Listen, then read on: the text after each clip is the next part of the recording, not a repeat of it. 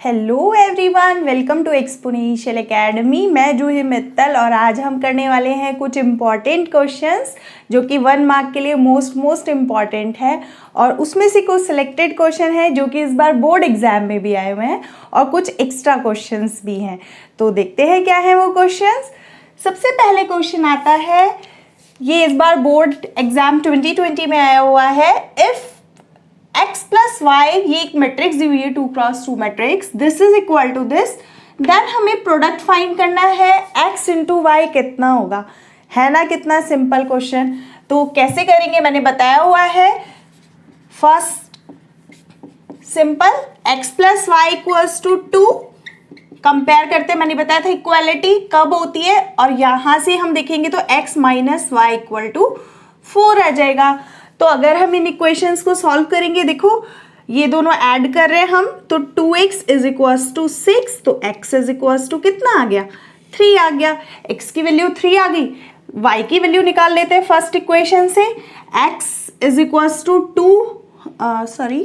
y is equals to 2 minus, हम लिख सकते हैं y is equals to 2 minus x। x की वैल्यू है 3, तो दैट इज इक्वल टू -1। तो y की वैल्यू हमारे पास कितनी आ गई, -1। और इन दोनों का प्रोडक्ट पूछा है x इंटू वाई, तो x into Y will be what, 3 into -1 which is equals to -3। तो यहां पर हमारे पास कितना आंसर आ जाएगा, -3। ये इस बार बोर्ड एग्जाम 2020 का है।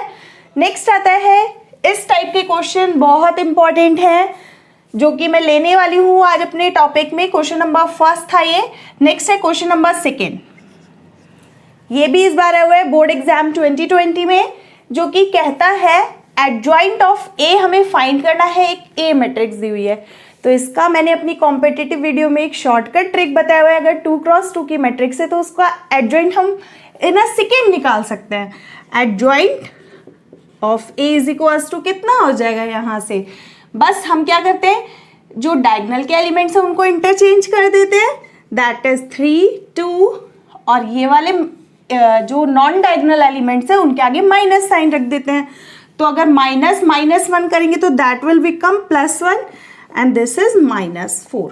तो यही हमारा क्या होगा, सिंपल एडजॉइंट।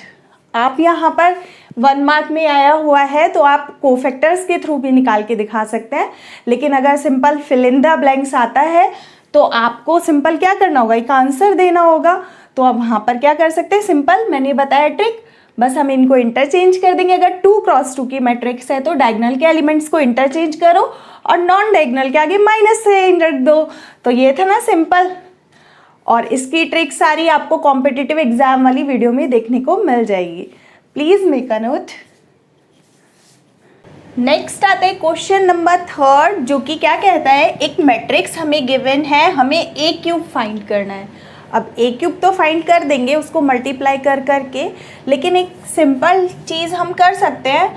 हमारे पास क्योंकि एक ऐसी मैट्रिक्स है लोअर ट्रायंगुलर मैट्रिक्स है, तो हम इसको देखकर डायरेक्ट बोल सकते हैं, एक ए मैट्रिक्स गिवन है, हमें फाइंड करना है 1 0 1 1, ए क्यूब फाइंड करना है। तो सिंपल या तो 3 बार मल्टीप्लाई कर दो, अदरवाइज हम 3 एलिमेंट तो एज इट इज देख के बता सकते हैं। ए क्यूब के 3 एलिमेंट तो 100% क्या आएंगे, ये 1 होगा, ये 0 होगा, ये 1 होगा।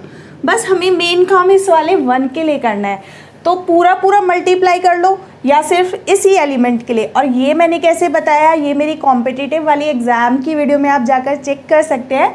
अगर कोई ट्रायंगुलर मैट्रिक्स है, अब देखो ये लोअर ट्रायंगुलर मैट्रिक्स है, ऊपर 0 है, तो 0 विल बी सेम, और जो डायगोनल के एलिमेंट हैं वो भी एज इट इज आएंगे, चाहे हम ए की पावर 30 ही क्यों ना निकालें। तो इतना एलिमेंट तो हम बिना देखे ही बता सकते हैं। अब बस एक एलिमेंट के लिए वर्क करना रह जाता है। अब देखो अगर इस टाइप के क्वेश्चन आएंगे, सिंपल आंसर पूछा है, तुम्हें पूरा सॉल्यूशन नहीं देना, वहाँ पर अगर फिल इन द ब्लैंक्स है, आपको एक आंसर लिख के देना है। अब बस इसके लिए हमें मल्टीप्लाई करके देखनी होगी, और पूरी मैट्रिक्स की मल्टीप्लाई करने की जरूरत नहीं है।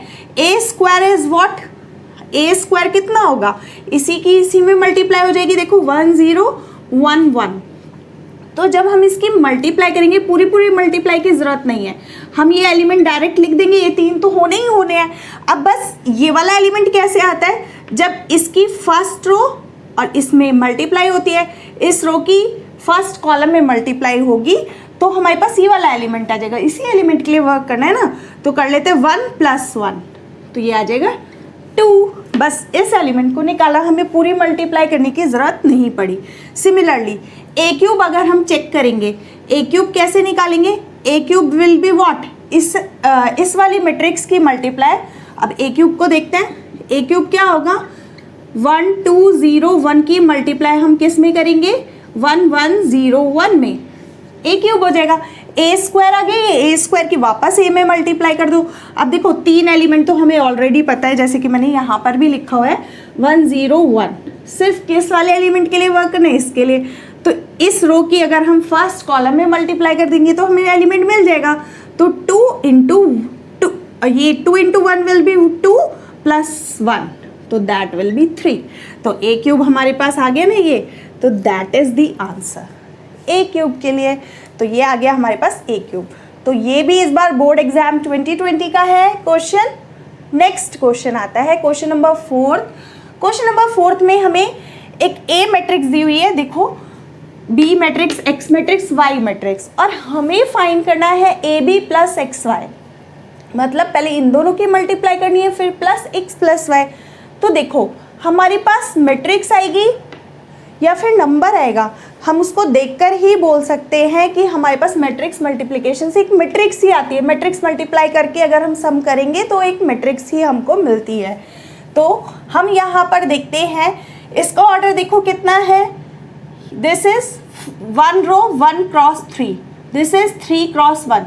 तो 1 × 1 की मैट्रिक्स आएगी कि नहीं, यहाँ से ये जो ए बी का प्रोडक्ट करेंगे दैट इज 1 × 1। सिमिलरली ये भी क्या ऑर्डर है इसका, 1 × 3, दिस इज 3 × 1। तो हमारे पास जो मैट्रिक्स आएगी दैट इज ऑल्सो 1 × 1। ठीक है, तो हमारे पास जब सम करेंगे तो वो भी तो एक 1 × 1 की मैट्रिक्स होगी।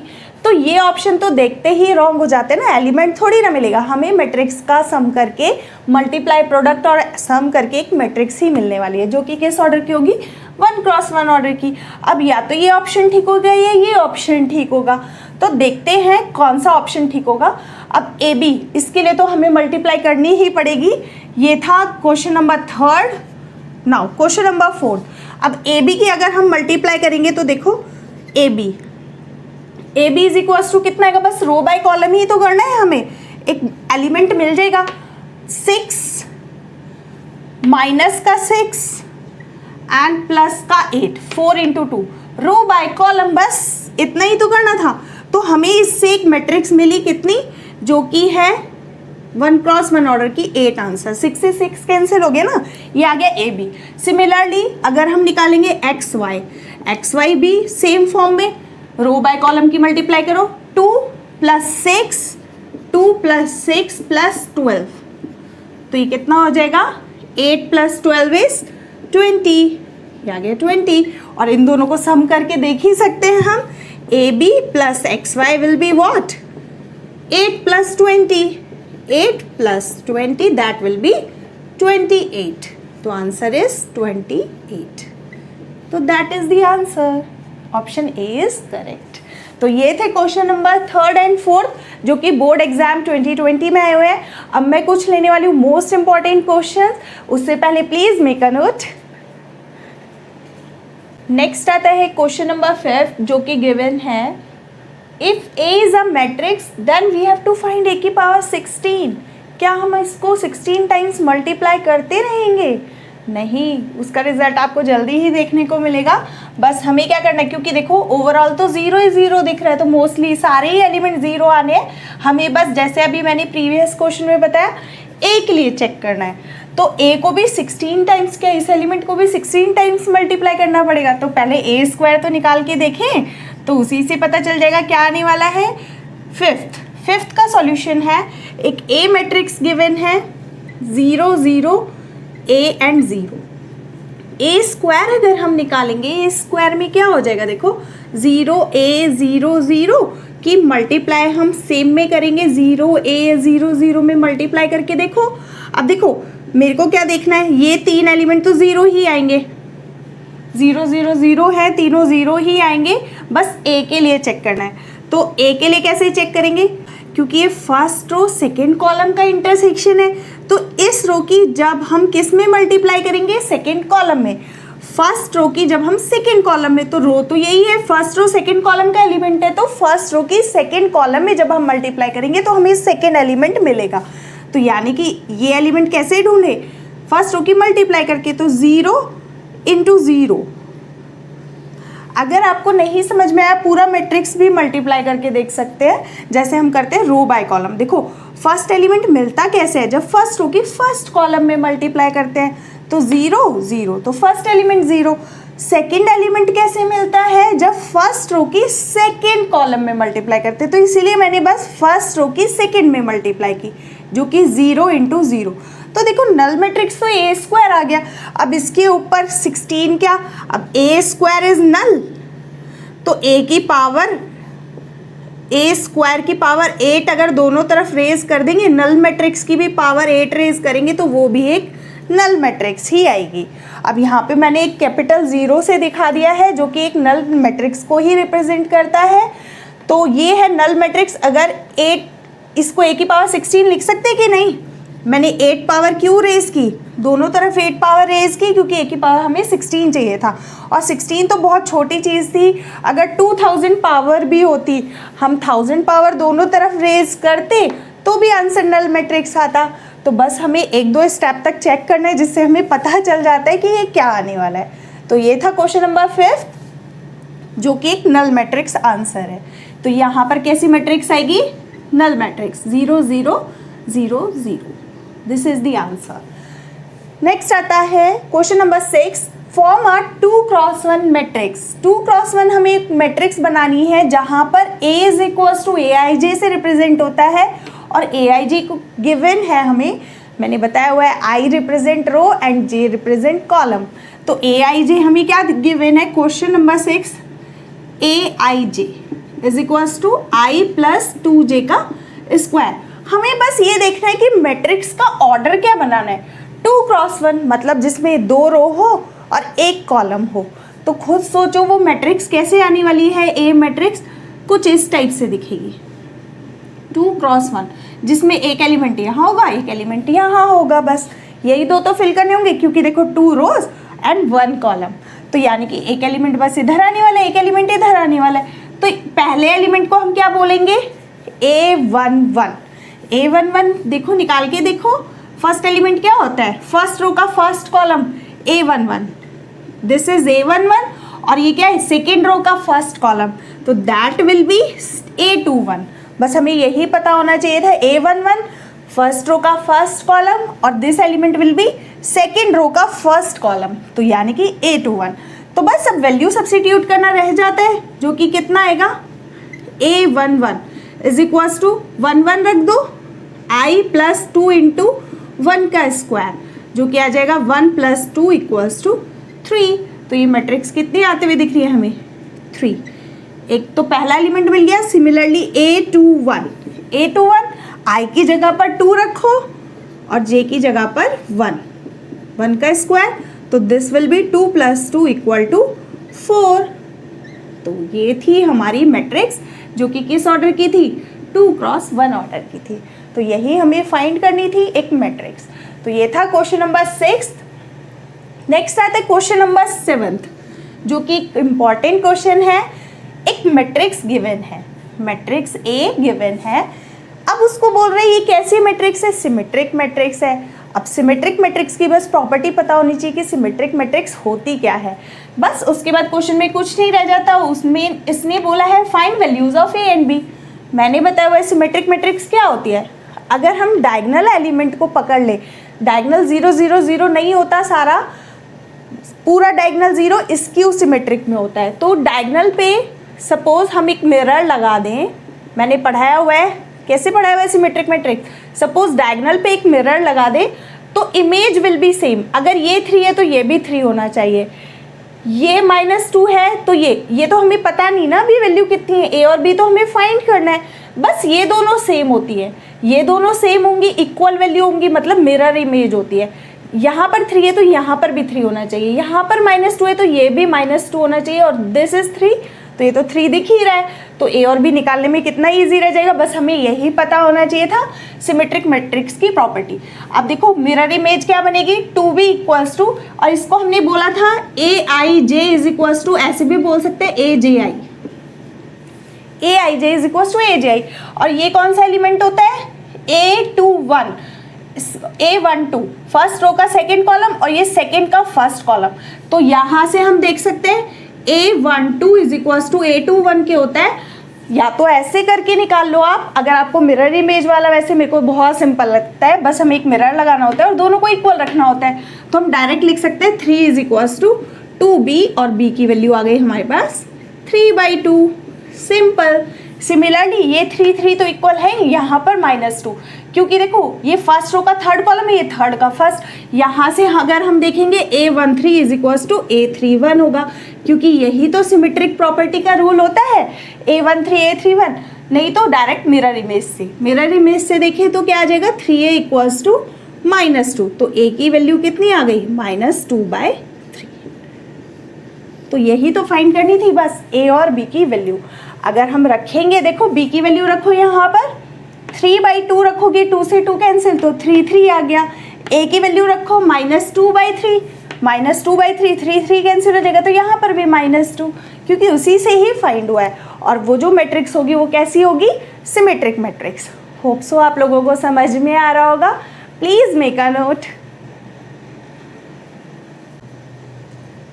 नेक्स्ट आता है question number 8th and 9th, जो कि इम्पॉर्टेंट क्वेश्चंस है, ना सिर्फ बोर्ड एग्जाम्स के लिए बल्कि ये इम्पॉर्टेंट है कॉम्पिटिटिव क्वेश्चंस के लिए, कॉम्पिटिटिव एग्जाम्स के लिए, जो कि है question number 8th।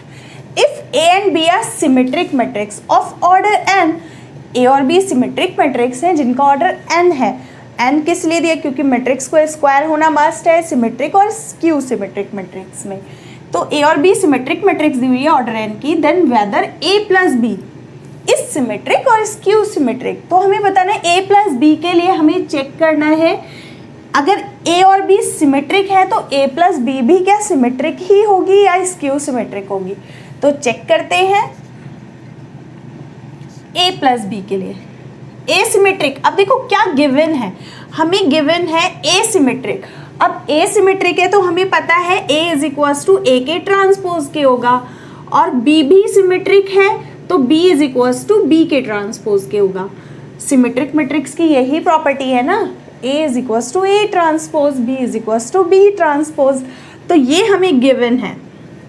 Okay, next हमें प्रूफ करना है, फाइंड करना है a प्लस बी के लिए, a प्लस बी। अब अगर इसका ट्रांसपोज करके देखते हैं, अगर ये भी as it is a plus B आ जाता है तो हम बोल देंगे a plus B is also symmetric matrix. लेकिन a प्लस बी का ट्रांसपोज अगर इसके नेगेशन के इक्वल आ जाता है तो हम बोल देंगे दिस इज स्क्यू सिमेट्रिक। ये तो सिमेट्रिक मैट्रिक्स की प्रॉपर्टी थी। स्क्यू सिमेट्रिक के लिए क्या होता था, a is equals to minus का a ट्रांसपोज, ये होती थी अगर a स्क्यू सिमेट्रिक होती। लेकिन अभी तो हम सिमेट्रिक के लिए कर रहे हैं ना, तो a प्लस बी के लिए देखते हैं हम, जब भी जिसके लिए फाइंड करना है उसी का ट्रांसपोज लेकर देखते हैं, अगर एज इट इज आ जाता है तो सिमेट्रिक। तो देखते हैं a प्लस बी का ट्रांसपोज। अब ट्रांसपोज की प्रॉपर्टी लगाते हैं। ट्रांसपोज की प्रॉपर्टी होती है जिसके अकॉर्डिंग ये हो जाएगा a transpose plus b transpose. Transpose अलग अलग हो गए। अब a ट्रांसपोज की वैल्यू कितनी गिवन थी, ये तो गिवन था ना हमें।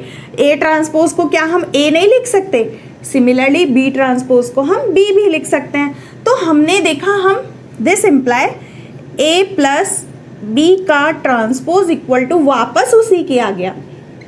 तो ऐसा तो तभी होता है ना, a मैट्रिक्स खुद के ट्रांसपोज के इक्वल होती है, तो मतलब a plus B is a symmetric matrix, क्योंकि a प्लस बी का हम ट्रांसपोज लेके चले वो वापस उसी के इक्वल आ गया।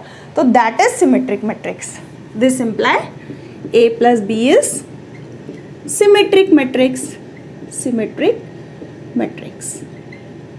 तो इस टाइप के क्वेश्चंस इंपॉर्टेंट होते हैं। ये तो एक सिंपल सा था। अब इसी में सेम टाइप का क्वेश्चन है क्वेश्चन नंबर 9, जो कि कहता है फॉर द मैट्रिक्स A, जिसका ऑर्डर n क्रॉस n है, यानी कि n ऑर्डर की ही मैट्रिक्स है। अब बस A के लिए बात कर रहा है। अभी जैसे A और B के लिए बात की थी, अब A के लिए। एक मैट्रिक्स है तो हमें बात करनी है A प्लस A के ट्रांसपोज की। यही ट्रांसपोज अब भी तो पूछा था a प्लस बी के लिए, अब अगर इन दोनों को ऐड कर दे, a प्लस ए का transpose, a plus A T लिख दो या a प्लस ए डैश लिख दो, एक ही बात है। तो a प्लस ए डैश के लिए पूछ रहा है कि वो सिमेट्रिक होगा कि skew symmetric. This is an important question, ये एक इम्पॉर्टेंट क्वेश्चन है। तो देखते हैं क्या, ये था 8th 9th। तो हमें किसके लिए चेक करना है, a प्लस ए टी के लिए, या फिर a प्लस ए डैश भी बोल सकते हैं a ट्रांसपोज को। अब इसका ट्रांसपोज निकाल के देखते हैं। मैंने बताया सिमेट्रिक के लिए क्या देखेंगे, जो एलिमेंट दिया हुआ है जिसके लिए चेक करना है उसी का ट्रांसपोज निकाल के देखते हैं। अगर एज इट इज आ जाता है तो सिमेट्रिक, अगर एज इट इज नहीं आके माइनस साइन आगे होता है तो that is skew symmetric matrix. तो देखते हैं क्या, इसका हमने ट्रांसपोज ले लिया। अब ट्रांसपोज को भी मैंने बताया था अलग अलग सेपरेट हो जाता है, ए का ट्रांसपोज प्लस बी का transpose. Similarly we can write A का ट्रांसपोज प्लस ए ट्रांसपोज का ट्रांसपोज। अब यहाँ पे दूसरी प्रॉपर्टी लगती है, ए ट्रांसपोज का ट्रांसपोज वापस वही मैट्रिक्स होती है। तो हम इसको क्या लिख सकते हैं, ए डैश प्लस ए। अब देखो, या फिर ए प्लस ए डैश, एक ही बात है ना। अब देखो, जो मैट्रिक्स लेके चले उसका ट्रांसपोज किया तो हमें क्या मिल गया, वापस वही मैट्रिक्स मिल गई। तो दिस इम्प्लाई क्या, इसका ट्रांसपोज लेकर चले थे, ए प्लस ए डैश का ट्रांसपोज लिया और आंसर में क्या मिला, वापस ए प्लस ए डैश ही मिला। तो this imply A plus A dash is symmetric matrix, symmetric matrix. तो जब भी हमें निकालना होता है इस टाइप के क्वेश्चंस मोस्ट इंपॉर्टेंट होते हैं, तो प्लीज मेक अ नोट।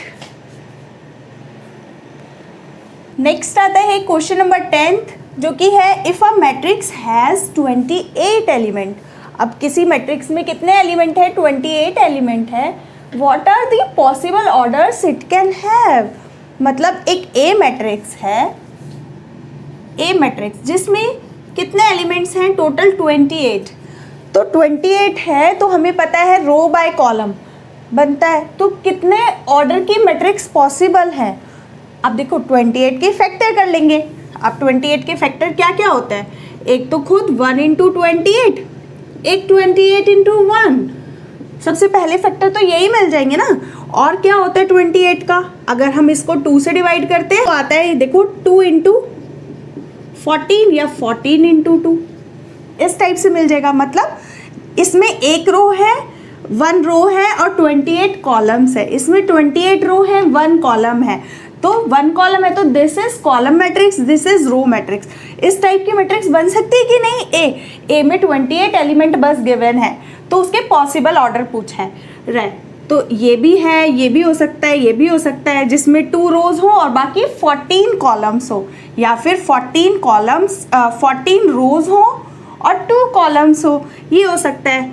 अगर 28 को हम क्या लिख सकते हैं, 4 से डिवाइड हो जाएगा, 3 से डिवाइड नहीं होता, ये फैक्टर करोगे तो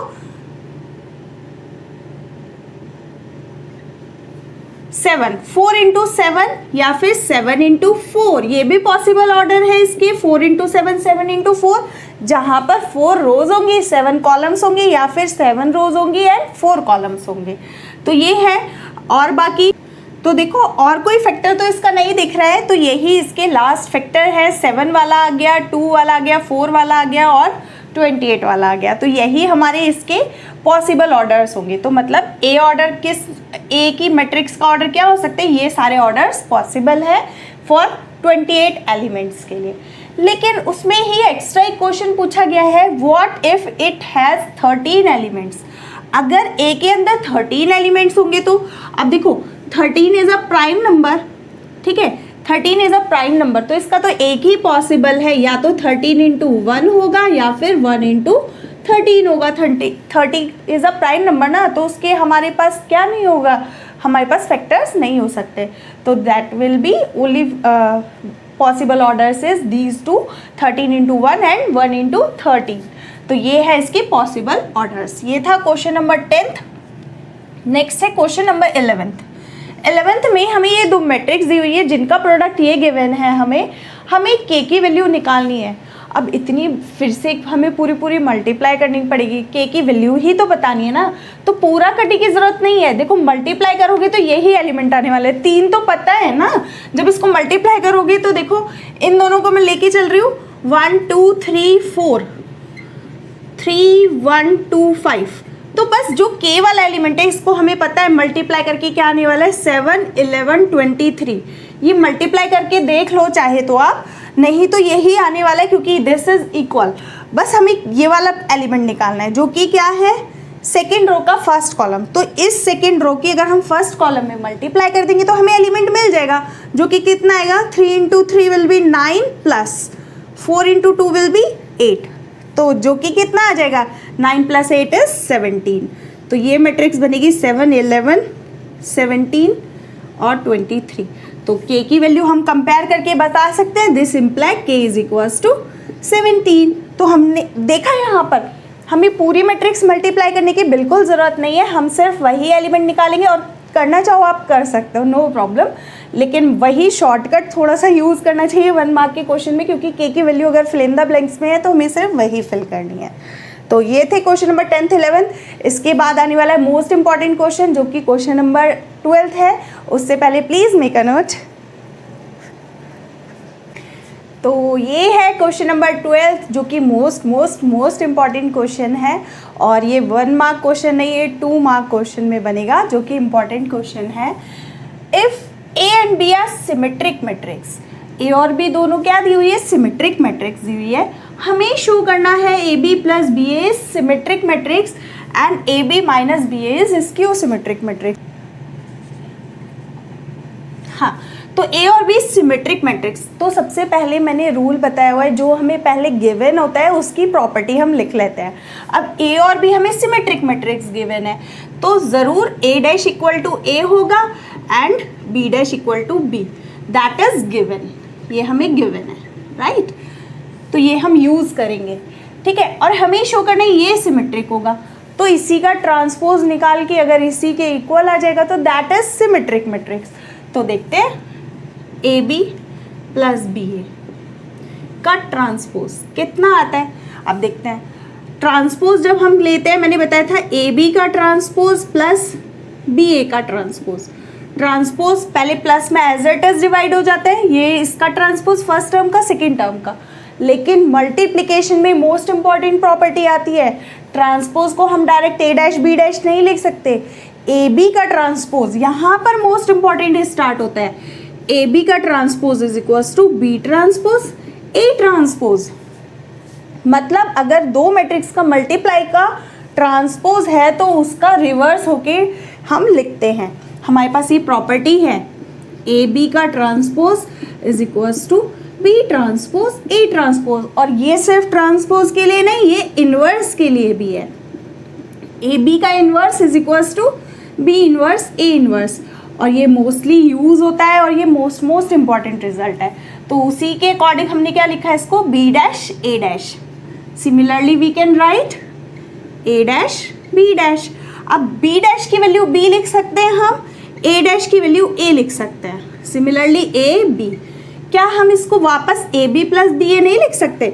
ए बी इसको आगे लिख लो, वो तो कोई फर्क नहीं पड़ता, B A plus A B लिखे या A B plus B A लिखे, तो ये आ गया हमारे पास। अब देखो जो टर्म लेके चले उसी का ट्रांसपोज उसी के इक्वल आ जाना। मतलब अभी मैंने बताया था जो टर्म को हमें शो करना होता है कि सिमेट्रिक है, उसी का ट्रांसपोज लेके चलो, अगर उसी के इक्वल आ जाए तो that is symmetric.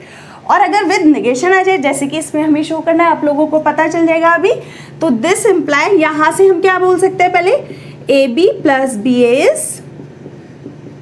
Symmetric matrix, symmetric matrix. तो ये मोस्ट इंपॉर्टेंट रिजल्ट है और इस टाइप से शो करने के लिए आता है। फर्स्ट पार्ट था इसका। सेकेंड हमें देखना है ए बी माइनस बी ए के लिए, जिसके लिए देखना होता है उसी का ट्रांसपोज लेकर चल लेते हैं। अब इसको चेक करना है, इसका ही ट्रांसपोज लिया।